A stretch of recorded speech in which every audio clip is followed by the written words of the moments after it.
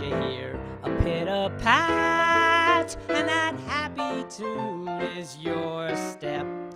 Life can be so sweet on the sunny, sunny, sunny side of the street.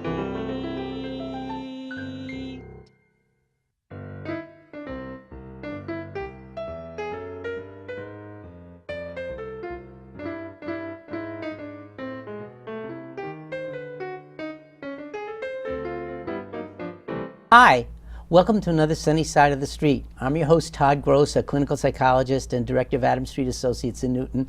The show, our show here, The Sunny Side of the Street, for years, what we've been doing is interviewing people that really show the other side of human nature that just never gets much play in the media, all the positive things people and organizations do to help other people. And one part of that sunny side of the street that's very important is people who dedicate themselves to working with economically disadvantaged families where there are young people involved. Children need help, parents need help, families need support. And they really need to feel like they are being, really incorporated in the community in a positive way, and that they have a sense of hope for their future. So one of the organizations that really has been doing an amazing job on these kinds of goals is Children's Services of Roxbury. And we are very lucky to have with us Sandra McCroom, who is the president and CEO of Children's Services of Roxbury. How you doing, Sandra? I'm great, thank you. Well, thank you for coming. I would like the audience to know just briefly some of the wonderful things about this guest we have. She was a youth worker in the U.S. Peace Corps, a volunteer in Thailand. In the mid-90s, she was senior development coordinator of the Safe Neighborhood Initiative. Another 8 years of experience in YouthWorks Incorporated as the executive director. 7 years of, this is unbelievable, and that's why we're so honored to have her. 7 years of state service, including Undersecretary for Criminal Justice in the Executive Office of Public Safety and Security, and Executive Director for the Office of Grants and Research, and all with Duval Patrick, its involvement as well under him. At any rate, that's a wonderful resume. And maybe for the audience, maybe to start, Sandra, if you could give us a little sense about the history and the mission of CSR so people understand about the agency that you are running. Well, first of all, Dr. Gross, thank you so much for having me today. My pleasure. And thank you for doing Sunny Side of the Street, because I think it is far too often we overlook our common humanity and how we help each other. So I appreciate this opportunity. Thank you so much for that. I agree, we do overlook it, and I'm glad you're here to help us correct that a little bit. Absolutely. So Roxbury, Children's Services of Roxbury is a nearly 50-year organization, and it was started by Reverend and Justina Richardson, who are matriarchs and patriarchs in our community. They are into their 80s. They've been married 67 years, have retired to Florida, but they still come up, are very much a part of our community and the agency. Nice. And they fostered over 50 children in their home, and they saw a need to have more people of color be able to foster children and nurture them, because a disproportionate number of children of color were in the child welfare system. I see. And so we have a deep and rich history. I believe Reverend Richardson and his wife Justina would call it a ministry.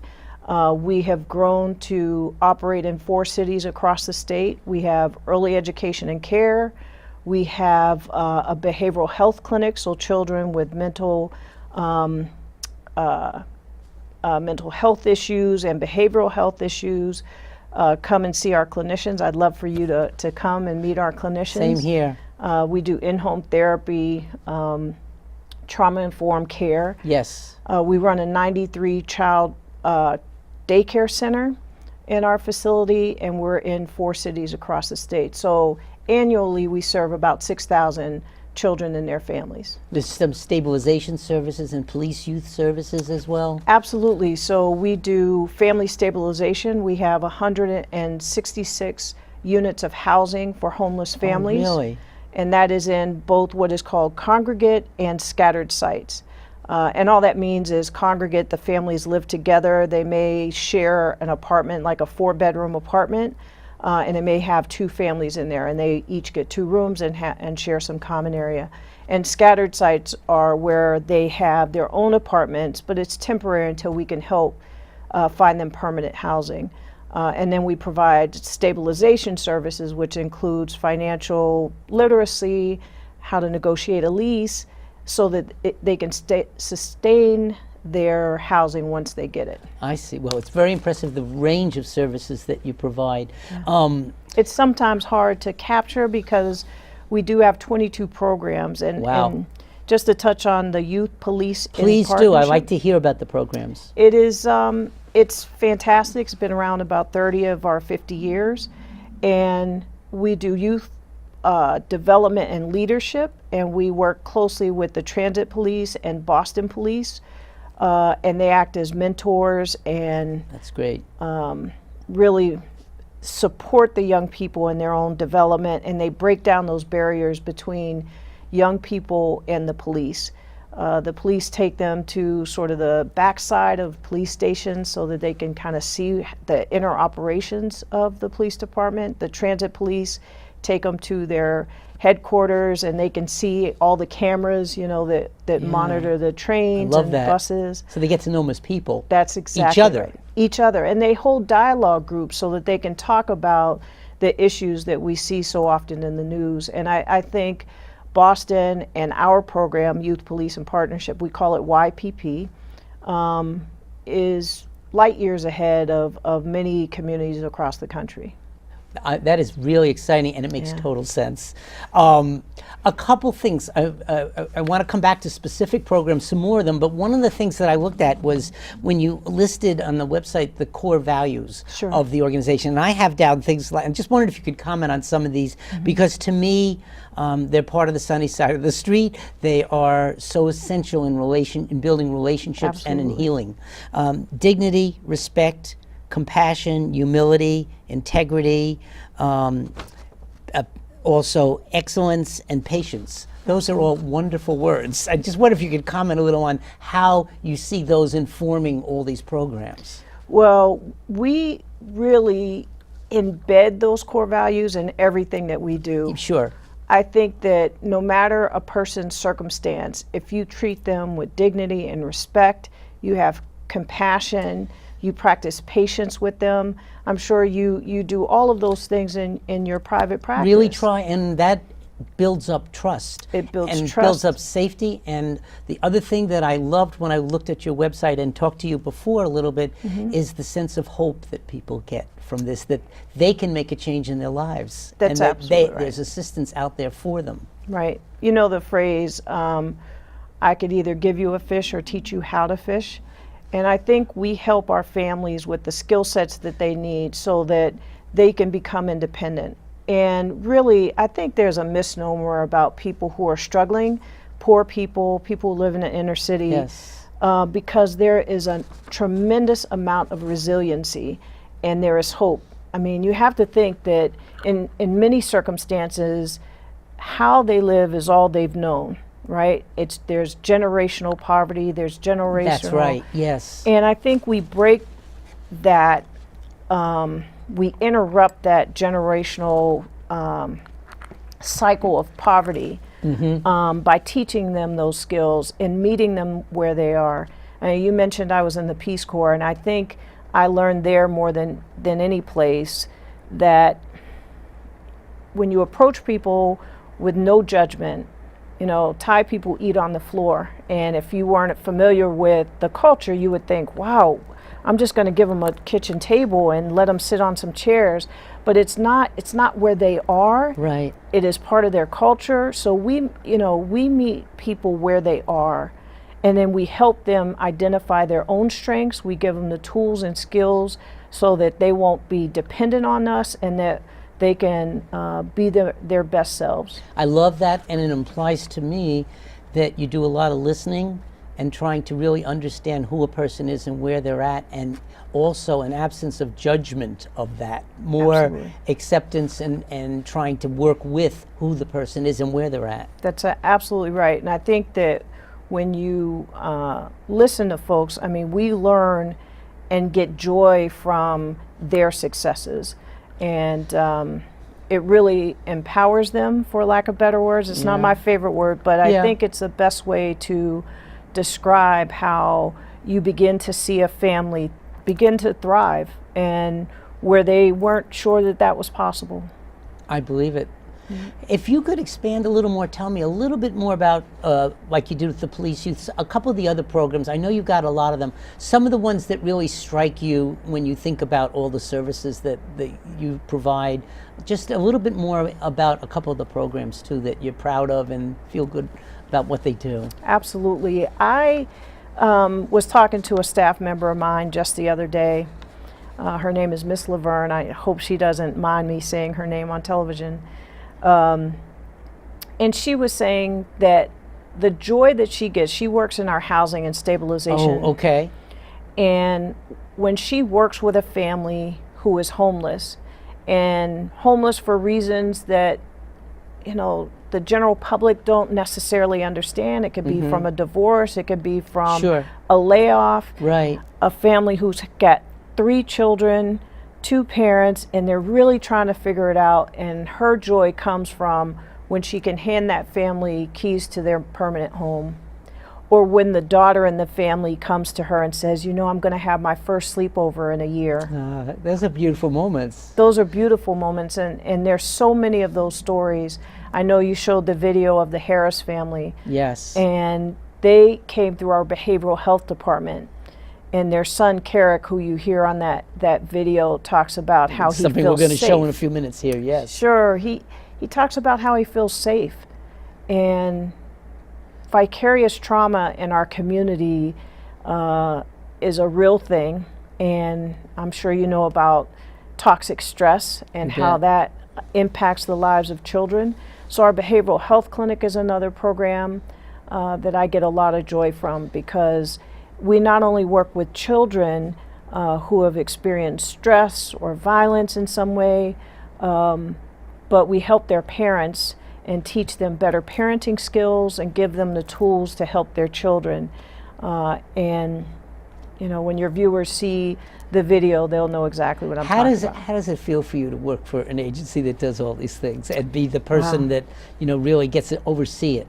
Well, our agency would be nothing without our staff. Yes. They are dynamic, beautiful, hardworking people who don't do it for the money.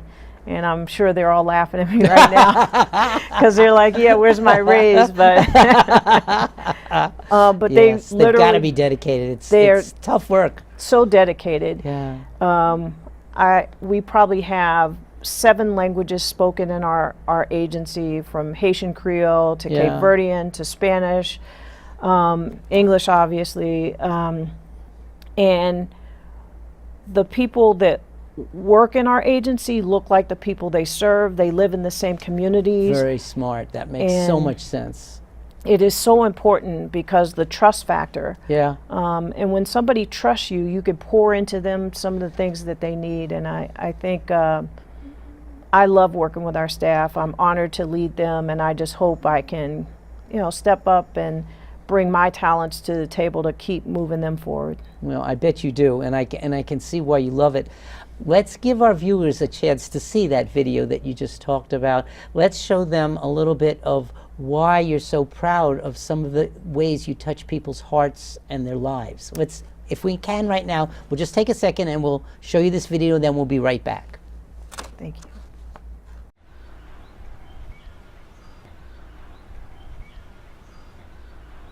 Welcome to CSR. My name is DuBois Marshall. Children's Services of Roxbury reaches 6,000 families a year right here in Massachusetts. We have thousands of stories. Here's one. Meet Kimberly, mother of 3, living right here in Roxbury. As a single parent, I would be overwhelmed without the services that we receive from Children's Services of Roxbury. I had separated from my husband, and I was struggling to meet all the needs of my family. Alisa Hawkins is Kimberly's ICC, or Intensive Care Coordinator. I met the family where they're at. So if she came to me during our weekly session saying, you know, I needed support in the community, obtaining financial support or educational support, then we created and formulated a plan around that, and then how do we support her in getting those services. Safety was very big for her. Safe at school, safe in the community, and then safe at home. She transformed our family. She knew which ways to turn. It was much better to have somebody of support that could bring everybody that's working with our family together, the school, the doctors, the therapist, and then we could all come together to best serve my son. Growing up as a young black man in the city of Boston, for me it's tough. Medical director and child and adolescent psychologist, Dr. Matthew Birmingham, works with Kerrick, one of Kimberly's sons. We talked about some of his struggles. His dad had a choice between the streets and the family, and he felt Dad was choosing to be with the streets. I really like talking to Dr. B. It gives me a chance to talk about stuff that's on my mind and stuff that's happening to me, and I feel safe when I'm talking to him. He has a lot on his shoulders, so he's trying to find his way, and I think Dr. B is allowing him to navigate what that looks like for him without feeling defeated. As you can see, CSR uses a team approach to provide the wraparound model of care. One of those team members is called a family partner. For Kimberly, it's Diane Myers. My main focus is to work with Mom and helping her with some parenting skills that really she already has. It's just being able to incorporate them a little bit better. I feel like they really care about us, and they have a love for the community that's amazing. We really do try to give back to the community, and we just really go above and beyond to make sure our families get and obtain all services, their voices are being heard, and that they're utilizing every resource. The skills that I've learned with the agency has been how to advocate for myself and how to network and use my resources. Now we have hope for the future. We know that the future looks bright. Sometimes just a little more hope is all you need to make it to the next level. So I'm a big believer in hope. Kim's gonna be okay. That's why we're here, to serve families with dignity, respect, and most of all, compassion. That's how we do things here at CSR.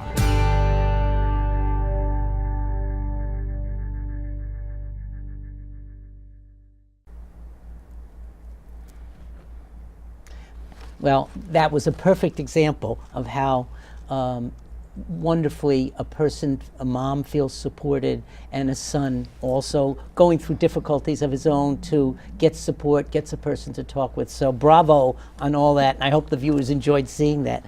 One of the things I wanted to ask you about is I know you're about to do a very big event that on October 20th Yes. of this year. And I wonder if you could talk about this, because this is wonderful and fascinating, and maybe the viewers who are watching may even be able to participate in this. Well, first We of all, hope so. I love if they participate, but so when I first became the CEO at Children's Services, Yeah. I wanted to shine a very bright light on the tremendous work that we've talked about today. And again, thank you for this opportunity. You bet. And so I came up with, at the time, which felt like a little bit of a crazy idea, to build the largest human peace sign on the Boston Common. And I partnered with the Guinness Book of World Records. So if any of your viewers want to set a world record and have that as a part of their resume. Very good. The most donut eating, Exactly. This sounds even much more exciting, however. It is much more exciting. Yes. But while it is exciting to try to set a record, Yeah. the name of the event is Peace of Mind. Yes. And that is very deliberate. The hook of coming and setting a world record is fine. Get It is- people involved, yeah. Get people involved. It's a fun family event. There are, bubble stations and face painting and photo booths, and we're hoping to have some 30 different tables that families can participate in with their children. We're even going to create the largest peace flag this year. We'll be sending out tiles to schools, and children can write on it what peace means to them and what Nice. peace of mind means to I them. like that. But I want to stress that all of that is a hook, and I want people to really think about what brings them peace of mind. When all else fails, when things are not right in your life or your family, the resiliency our families have, they hold on to something. For you, it may be religion, for somebody else's family and a network of support, but what is it that brings you peace of mind? I think that when we help a family have shelter, it brings them peace of mind.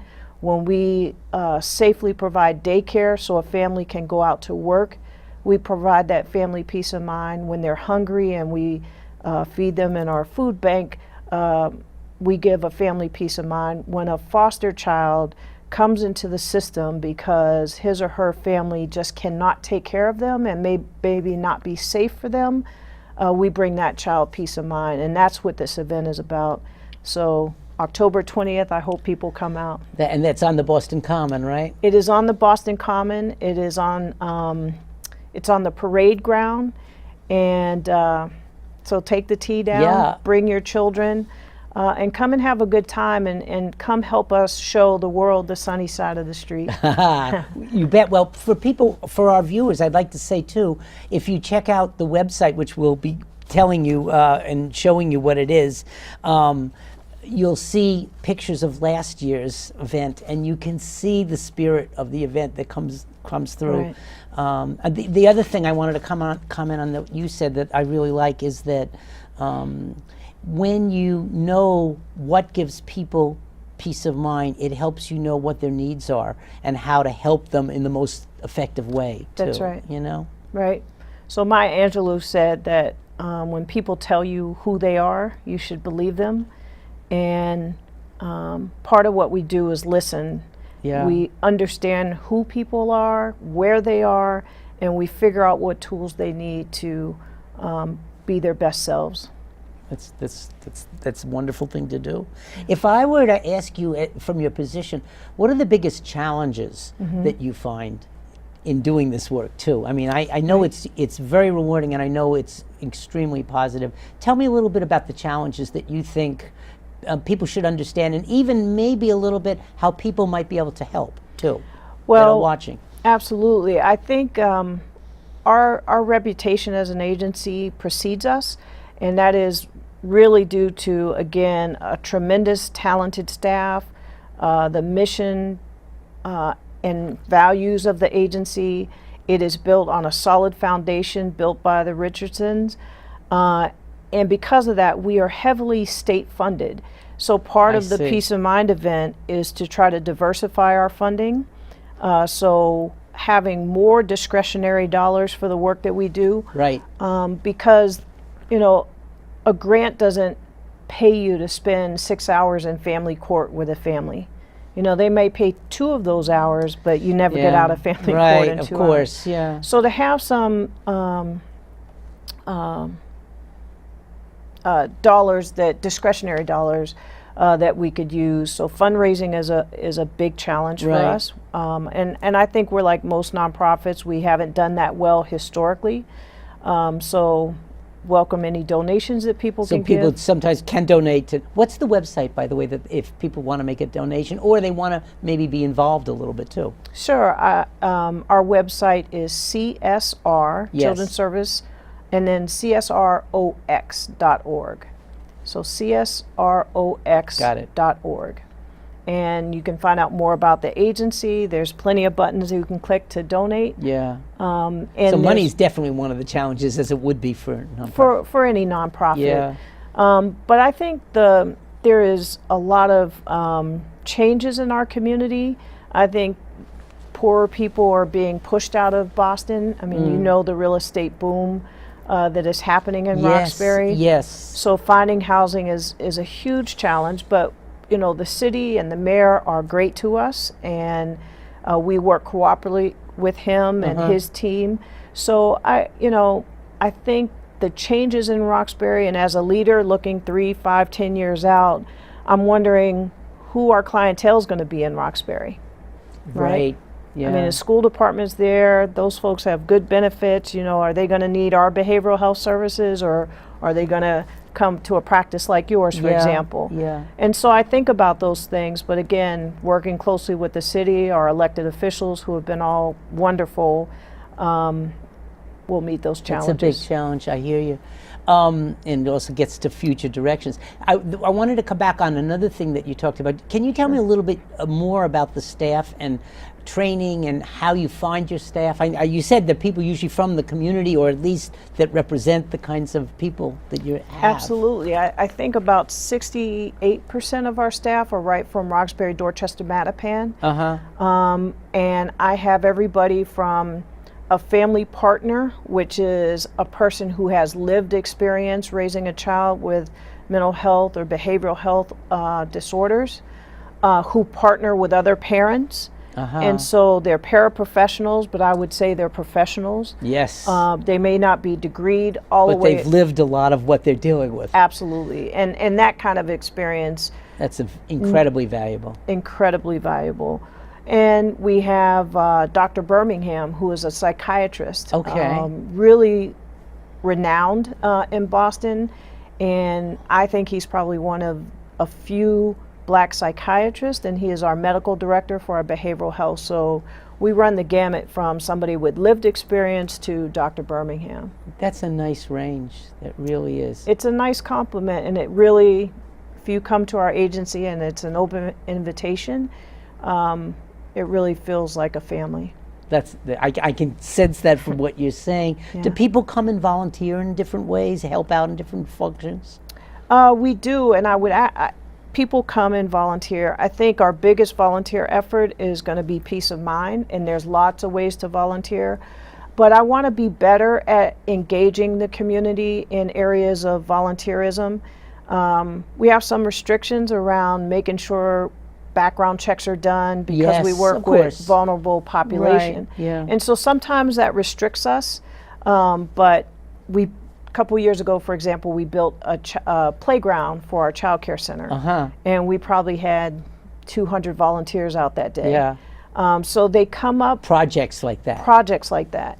But that may be an area somebody, in the community could help me with in terms of volunteer coordination and real engagement. I think we could get better at that. That's good. Yeah. Really, really interesting. And any other comments on future directions in a couple minutes that we have left here at the end? Well, the future is very bright for Children's Services of Roxbury. We're looking for a building. Really? We've kind of outgrown, and again, real estate in the community is tough, so Yes. we're working on that. Good luck on that. And we may have board opportunities at some point. Okay. And it's looking really bright. I think it has to, because what we do is so important for the community. It is. I can't say enough of how wonderful it is to hear what you're doing in that community, and you've been at it a long time. A long time. When you were reading my resume, I was like, oh, man. Is that me? Have I done all those things? Exactly. Exactly. Well, it's impressive. Thank you so much. So is the range of services. And I also want to add that the philosophy behind what you do is also, to me means a lot, because it's sort of how you believe people need to be treated, and all those concepts that, as you said, underlie all the programs. Right. I think that's why it's so impactful. Right. Somebody Somebody said once, Children's Services of Roxbury is well known but not known well. And I think between Peace of Mind and shows like this, even a broader audience will come to know and appreciate us. And I can't thank you enough for this time. Well, I also want to say right back at you. Thank you. Thank you so much for coming and talking about this. And to our studio audience, I hope that you hear this, you may get ideas of things that maybe you can do that will help. So again, thank you so much, Sandra, for coming. Oh, thank you so much, really. It's And been a pleasure. Same here, mutual. And for our audience, I want to thank you for watching, and I hope you'll tune in again soon for another On the Sunny Side of the Street. Take care, everybody.